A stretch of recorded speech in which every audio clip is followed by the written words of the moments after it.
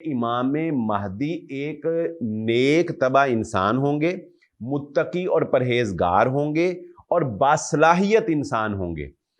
अज खुद उन्होंने भी कभी ये नहीं सोचा होगा कि वो लोगों को कमांड करेंगे या लोगों के खलीफा बनेंगे।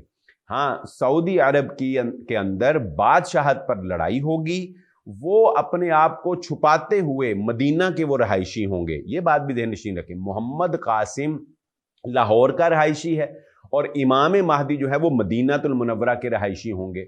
और हम ये जानते हैं कि मदीना में मोहम्मद नाम जो है ये बहुत ज़्यादा बोला जाता है, बहुत ज़्यादा रखा जाता है।